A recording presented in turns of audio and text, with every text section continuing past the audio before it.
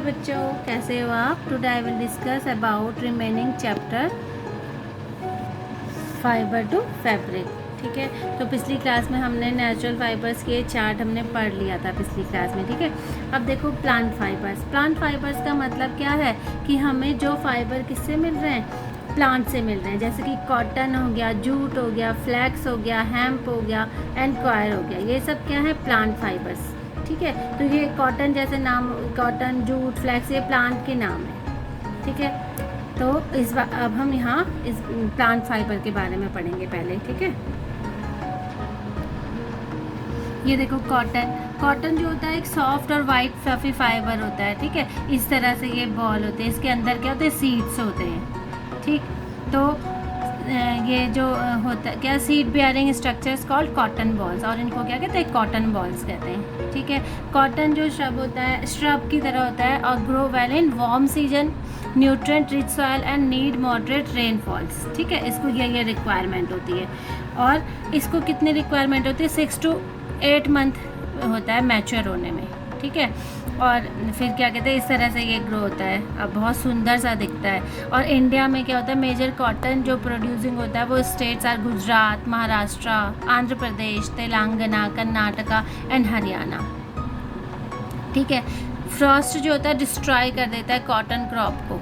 Frost मतलब जो ये सर्दियों में आपने देखा होगा कि सर्दियों में बर्फ़ की तरह जो होता है उसको कहते हैं। ठीक है, वो क्या कर देता है, और विंटर सीजन में इसीलिए इसको हार्वेस्ट करना अवॉइड करते हैं। ठीक, अब ये देखो, ये स्टेप 1 में क्या करते हैं, the seed bearing pods ripen and enlarge to form cotton balls. After about 50 to 70 days the cotton balls mature fully and burst open and expose the soft fibers. This allow air and heat to dry the fibers. ये इस तरह से burst हो जाता है और इस तरह से खिल जाता है। ठीक है, अब स्टेप 2 में क्या होता है, after the fibres have dried. अब जब ये सूख गया उसके बाद क्या होगा, cotton crops is ready to harvest. अब हार्वेस्ट करने के लिए रेडी है। तो हार्वेस्टिंग इज डन इधर by removing the entire cotton balls from the plants और pulling the fibres cotton from the open balls. ठीक है, तो पहले तो ये क्या होता था, इस तरह से हाथ से तोड़ लेते थे, हाथ से इसको यूं यूं करके इसके सीड्स को अलग कर देते थे,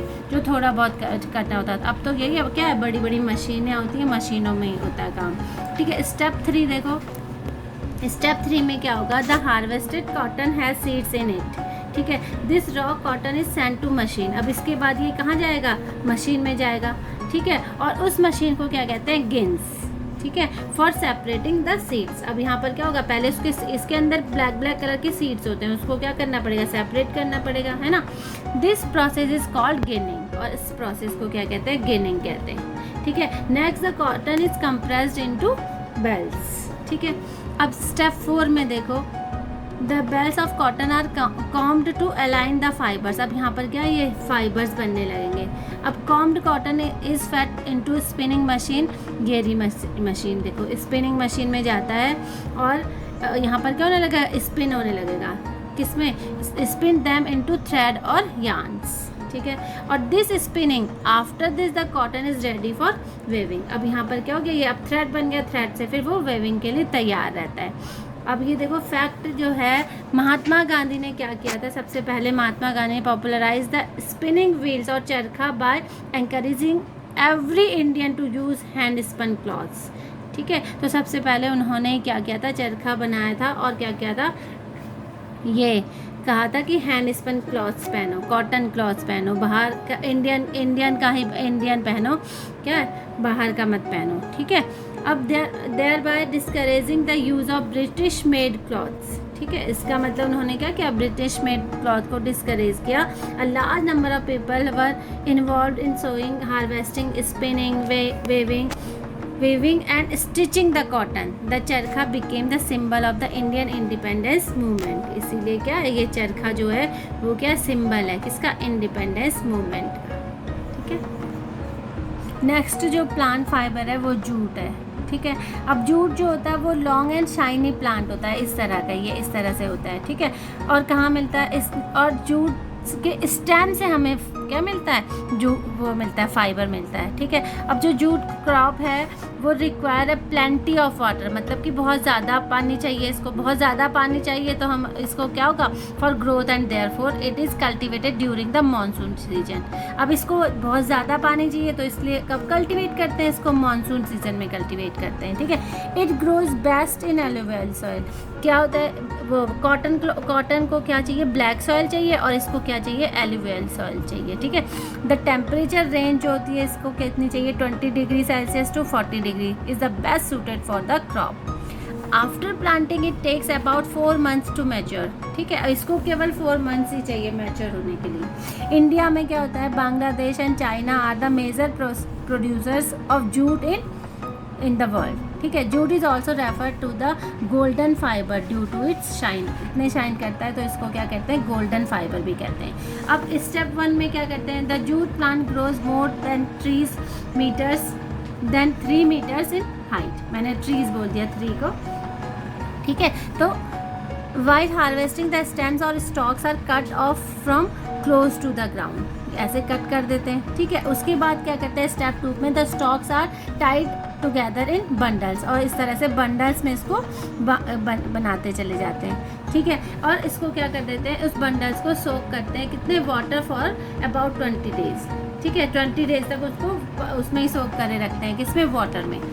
this process rots the stem. अब इस प्रोसेस से क्या होगा, जब ये क्या होगा, सड़ जाएगा, है ना, तो loosening the long strands of jute fibre, और उससे क्या होगा, वो जूट फाइबर उसके स्टेम से क्या हो जाएगा, अलग हो जाएगा। उसके बाद क्या करते हैं, the jute fibres are pulled out, washed and dried, तो इसको धोते हैं, सुखाते हैं। This process of separating fibres from stems is called retting, ठीक है। अब स्टेप 3 में क्या होगा, अब इस तरह से ये लॉन्ग जो ड्राइड जूट फाइबर जो है वो बंडल्स में into bundles and send to jute mills, और इसको कहाँ भेज देते हैं, जूट मिल्स में भेज देते हैं। Jute fibres are very strong and do not break easily, ठीक है। स्टेप 4 में ये चला गया, यहाँ किसमें, मिल्स में चला गया। मिल्स में क्या हो गया, jute fibres are first combed and then spun into yarn, और उसके बाद वो यार्न बना। यार्न के में क्या हुआ, they are then woven and knitting into sacks, bags, carpets, mats, nets and other products। Jute bags आजकल आपने देखे ही होंगे, सबके हाथ में ही होते हैं, है ना। नेक्स्ट है क्वायर। क्वायर जो है वो भी हमें क्या है, प्लांट फाइबर ही है। Coir is a plant fibre obtain from coconut plant. हमें किससे मिलता है, कोकोनट प्लांट से मिलता है। कौन सा फाइबर, क्वायर फाइबर, ठीक है। It is coarse and strong fibrous material founded between the hard shell.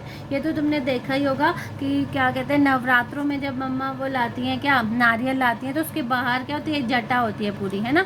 तो वो आउटर जो स्किन होती है उसकी फाइबरस मटेरियल होता है, वो ब्राउन कलर का होता है ना, तो उसको क्या कहते हैं, क्वायर कहते हैं, ठीक है। और वो कब होता है, जब पूरा राइट ब्राउन कोकोनट उसके अंदर होता है। एंड वाइट क्वायर जो होता है obtain from immature green coconut से मिलता है, ठीक है। ब्राउन क्वायर तो कब मिलेगा, जब वो पूरा तरह से मैच्योर हो जाएगा। और वाइट क्वायर कब मिलेगा, obtain from immature green coconut से मिलता है, ठीक है। Coir is used for making door mats, floor mats, ropes, brushes and as filling material in mattresses, sofas and automobile seats. India and Sri Lanka together produce about 90% of the world's total coir, ठीक है। ये देखो, ये coir fibre इस तरह से होता है। इससे क्या बनती है, रोब बनती है। केरला में ये रस्सी है जो जिसको कहते हैं, ठीक है। अदर प्लांट फाइबर्स क्या हो गया, हेम्प हो गया। हेम्प भी जो है वो क्या है, प्लांट फाइबर होता है, ठीक है। Extracted from the stems of the hemp plant के स्टेम से मिलता है, ठीक है। The harvested stalks are retted and dried to obtain long strands to fibre. Hemp fibres are use in the manufacture of ropes, nets, cloth and paper. ये भी इससे भी ये बनता है। फ्लैक्स फाइबर जो होता है वो भी स्टेम से ही मिलता है, किसके, फ्लैक्स प्लांट के, ठीक है। लेकिन ये क्या होता है, सॉफ्ट होता है, but twice as strong as cotton. Soft होता है लेकिन क्या होता है, बहुत ज़्यादा स्ट्रॉन्ग होता है, ठीक है। These are use to make, इससे भी क्या बनती है, रोप्स बनती हैं, हाई क्वालिटी पेपर बनता है, टी बैग्स बनते हैं। The cloth made by weaving flax in called linen. और उसके बाद क्या बनता है, और ये बहुत कॉस्टली आता है लाइनेन, जो प्योर कॉटन जिसको कहते हैं वो ये लाइनेन ही होता है, ठीक है।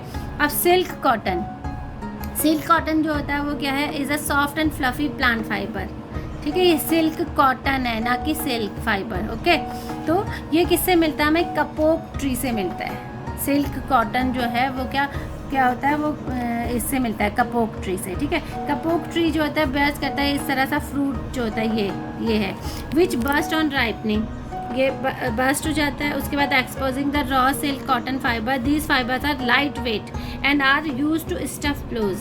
ठीक है, और ये क्या पिलोज को स्टफ करने के काम आता है। आपने देखो सॉफ्ट टॉयज की तरह काम आता है। कुशन एंड लाइफ जैकेट्स उसके काम आता है। ठीक है, इतना ज़्यादा सॉफ्ट होता है ये। ठीक है, नेक्स्ट है एनिमल फाइबर। एनिमल फाइबर तो आपको पता ही है, एनिमल फाइबर क्या है? दो हैं, वुल और सिल्क। ठीक है, तो वुल जो फाइबर मतलब एनिमल फाइबर जो कि हमें किससे मिलते हैं? एनिमल से मिलते हैं, और दो ही हैं ये, वुल और सिल्क। तो वुल जो है, wool is the fibre obtain from the hair of sheep and other animals like rabbit and deer. उनके कैसे मिलता है? हेयर से मिलता है। ठीक है, the process of removing wool from sheep by using special clippers is called shearing. ठीक है, उनको क्या कर देते हैं? उनको उनके हेयर को रिमूव किया जाता है और उसको कहते हैं शेयरिंग। ठीक है, उसके बाद उसको रिमूव करने के बाद क्या करते हैं? वुल को पैक्ड इन बेल्स इन, और उसको क्या करते हैं? क्लीन करते हैं, कॉम करते हैं। उसके बाद मशीन में भेज देते हैं, मिल में। ठीक है, उसके बाद वो क्या होता है? सेपरेटेड हो जाता है और क्या होगा? वो स्पन करके फाइबर बन जाता है। और उसके बाद जब फाइबर बनेगा तो वो नेटिंग एंड क्या है, क्लॉथ्स बनाने के लिए रेडी होगा। ठीक है, तो ये जो वुल फाइबर है वो नेक्स्ट क्लास में 7th क्लास में आप पूरा चैप्टर दोबारा से ये पढ़ोगे, फाइबर टू फैब्रिक का। तो उसमें ये सारा आपके ये आएगा कि किस तरह से होता है। ठीक है, वुल को तो पता ही है आपको कि फ्लफी फाइबर होता है। ठीक है, एंड हेंस रिटेन्स एयर। ठीक है, तभी तो इससे क्या होगा? ये बैड कंडक्टर ऑफ हीट होगा, तभी तो इससे क्या होगा? हमें क्या होगी? हीट हमारी बॉडी के अंदर ही रहेगी, बाहर नहीं जाएगी, और इससे हमें क्या होगा? गर्म महसूस होगा। ठीक है, अब देखो सिल्क फाइबर जो होता है वो क्या है? सिल्क फाइबर जो होता है वो सिल्क वॉर्म से मिलता है। ठीक है, सिल्क वॉर्म क्या है? एक इंसेक्ट है जो कि क्या खाता है? मलबरी ट्रीज़ में रहता है और मलबरी ट्रीज़ की लीव्स को खाता है।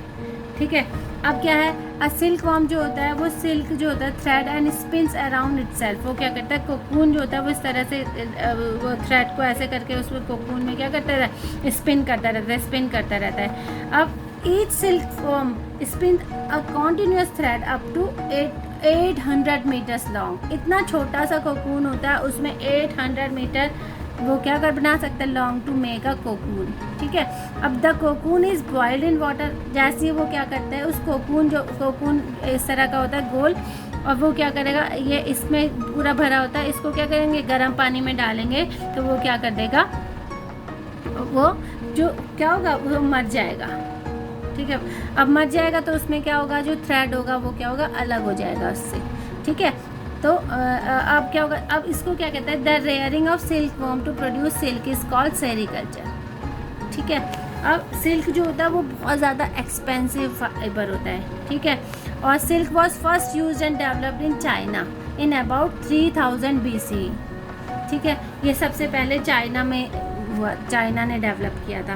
कैसे किया था? वहाँ पर एक साइंटिस्ट थे, वो क्या कर रहे थे? चाय पी रहे थे, और उनके गार्डन में क्या था? एक मलबरी ट्रीज था। ठीक है, वो चाय पी रहे थे, चाय ऐसे ही रखी उन्होंने, तो देखा कि उसमें एक कोकून गिर गया। कोकून जैसे ही गिर गया तो उन्होंने देखा कि उसमें से क्या हो गया?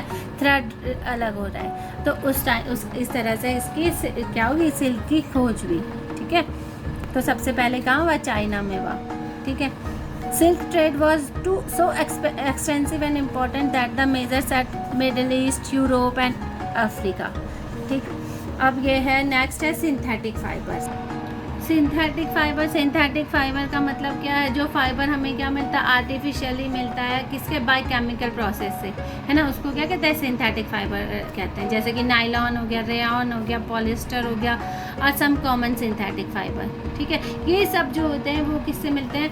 Made from chemicals that are obtain mainly from the refining petrochemicals. ठीक है, अब जो क्लॉथ्स होते हैं मेड फ्रॉम, अब क्या है? अब इतना ये सिल्क तो हम इतना महंगा सब हर कोई पहन नहीं सकता। ठीक है, जो जिनको क्या सिल्क की तरह कपड़ा पहनना होता है तो वो क्या पहनते हैं? रेयॉन पहनते हैं। ठीक है, तो इस तरह से ये सिंथेटिक फाइबर होते हैं जो कि क्या करते हैं? हमें केमिकल प्रोसेस से मिलते हैं। ठीक है। तो आपको ये कीवर्ड जो है वो अपनी नोटबुक में करने हैं, ठीक है बच्चों। अगर आपको कोई चैप्टर डिफ़िकल्ट लग रहा है तो वो आप कमेंट करके मुझे बता सकते हो, तो नेक्स्ट वीडियो में उसी चैप्टर को एक्सप्लेन कर लूँगी, ठीक है। समझ में आया? Yes ma'am. मज़ा आया? Yes ma'am. मज़ा आएगा तो बच्चा अच्छे मार्क्स लाएगा, ओके। मज़ा आएगा तो बच्चा अच्छे मार्क्स लाएगा। Very good. तो बेटा आपको अगर वीडियो अच्छी लगी तो लाइक करना, सब्सक्राइब करना और शेयर भी कर सकते हो, ओके। Bye bye students.